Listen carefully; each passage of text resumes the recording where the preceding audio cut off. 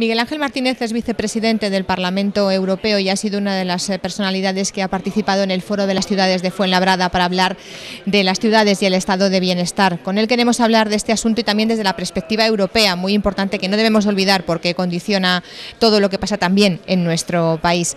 Señor Martínez, yo quería preguntarle, porque el alcalde de Fuenlabrada, Manuel Robles, comentaba unos días antes de comenzar el foro que hay políticas conservadoras que se están realizando en Europa y que están contribuyendo a una regresión del estado de bienestar. ¿Comparte usted esta opinión? No, es más grave que eso. Ahí lo que hay es una estrategia perfectamente diseñada por las fuerzas de la finanza y de la gran economía, una estrategia, digo, dirigida a desmantelar el estado de bienestar. O sea, aquí se han producido distintas circunstancias que han hecho que el estado de bienestar ya no es un objetivo estratégico de la derecha sociológica, de la derecha económica. Entonces están embarcados en una operación que por un lado ha determinado la crisis, pero por otro lado en lo que se está traduciendo es estrictamente en el desmantelamiento del Estado social, del estado de bienestar, a lo largo y a lo ancho del continente. Entonces eso tiene, digamos, una resistencia mayor en países donde el estado de bienestar estaba más consolidado y en países donde tenía una tradición de 60, de 70 años.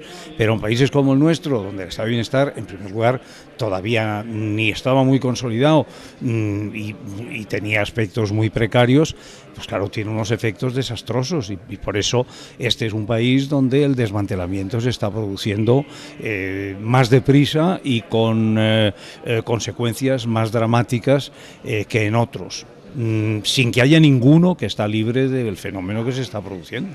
Yo no sé si, hablando de este desmantelamiento del estado de bienestar, se puede plantear o se puede hablar de frenar ese desmantelamiento, o hay que plantearse una reestructuración o una modificación de lo que es, en vista de esta crisis donde la economía y la sociedad va a salir evidentemente muy transformada. No, yo creo que hay que, en primer lugar, lo que hay que hacer es resistir ante un proceso que tiene, como digo, consecuencias dramáticas para sectores muy importantes de la sociedad, y hay que resistir. Y yo creo que lo que se hace en Fuenlabrada pues es una prueba, es una buena muestra de cómo con prudencia y sobre todo propiciando una concienciación social y una determinada movilización, pues se puede resistir. Pero la verdad es que en términos generales la resistencia por el momento no tiene la energía que debía tener, sobre todo en quienes pensamos que la resistencia no puede ser solo resistencia de manifestaciones y de pintadas y de pancartas, sino que tiene que ser una resistencia articulada, estructurada, encauzada a través de fuerzas políticas que estén convencidas de la necesidad de resistir. Y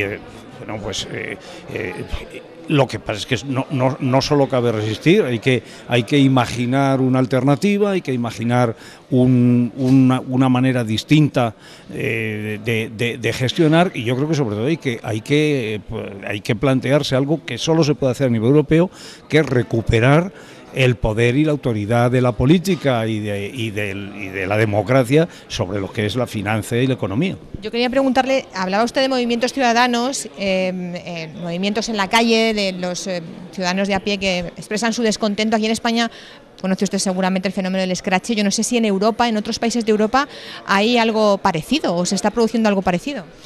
Y yo creo que, como les decía antes, también en el ámbito político, la consolidación de partidos y sindicatos, digamos, tradicionales de izquierda, pues es mucho más sólida de lo que puede haber sido la situación en nuestro país.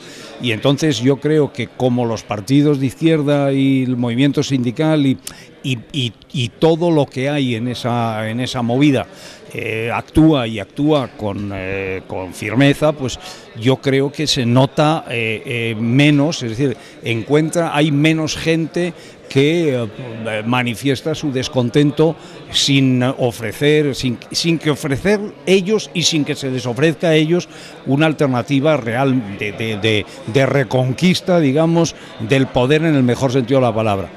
A mí me preocupa eso, pero ahí además hay alguna otra cosa que hay que tener en cuenta, y es que en España los fenómenos nunca son casuales, ni en España ni en ningún sitio. Aquí hay un pozo en nuestra sociedad y en nuestra historia y hasta en nuestros cromosomas, ¿verdad?, que tiene que ver con el movimiento ácrata y que aflora pues en momentos muy importantes. Yo tengo gran respeto por lo que en nuestra tradición supuso la CNT y tal, y esos son fenómenos que aparecen aquí, que sin embargo pues aparecieron mucho menos en otros países, y que yo creo también que en alguna medida pues están presentes en estas actuaciones que aquí se ven. Y desgraciadamente no siempre estoy viendo yo en los partidos y en las fuerzas políticas y sindicales tradicionales, entre otros aquellas en las que yo milito, no estoy viendo yo un dinamismo y una capacidad de reacción suficiente, teniendo en cuenta además que quienes están produciendo el desmantelamiento del estado de bienestar a que antes me refería, pues son poderosísimos y tienen instrumentos poderosísimos.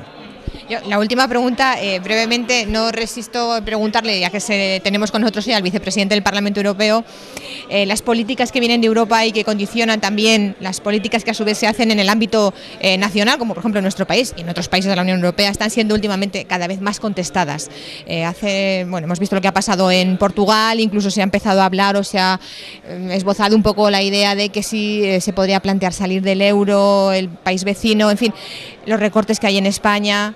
¿Tendría que haber un giro, un cambio en la política europea para que los países respirasen algo? Los países y los ciudadanos. El problema es que aquí estamos ante una situación que no es cierta. La política europea no la hace nadie más que los gobiernos de los países europeos. Dice, nos viene de Europa. No, mire usted, lo que nos viene de Europa está todo aprobado por el gobierno español. Si no, no nos vendría. Pero hay países que tienen más peso. No, mire usted, en el Consejo de Ministros tiene un voto cada uno de los países. Tiene Malta la misma representación que tiene Alemania. No, el mismo peso no, por supuesto, pero ese no es el problema. El problema es que estamos en un error si lo que pensamos es que de Europa nos llega. ¿De Europa qué nos llega?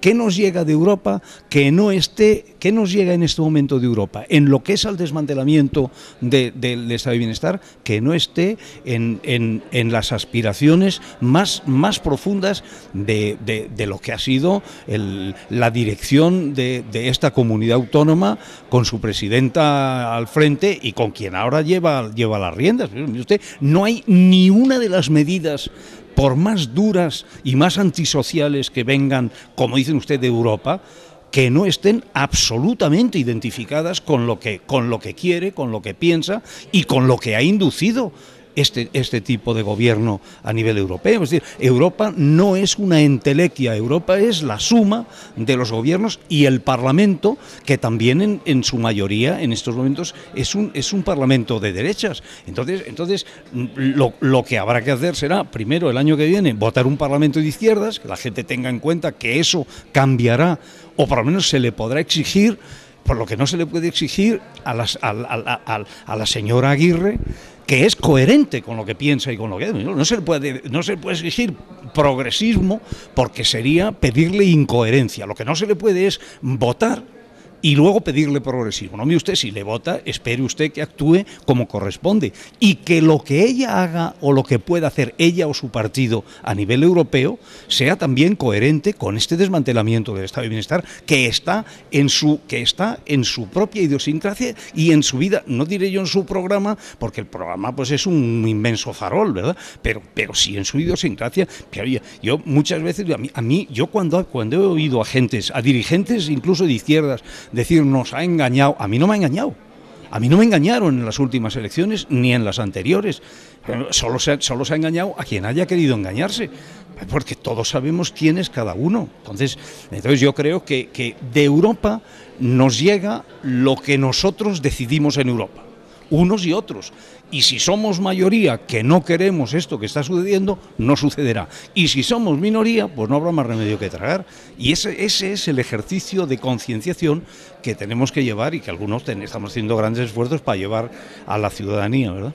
Pues muchísimas gracias, Miguel Ángel Martínez. Gracias por haber estado con nosotros. No, gracias a ustedes, usted es muy amable además. En el Foro de las Ciudades, Ciudades y Estado de Bienestar.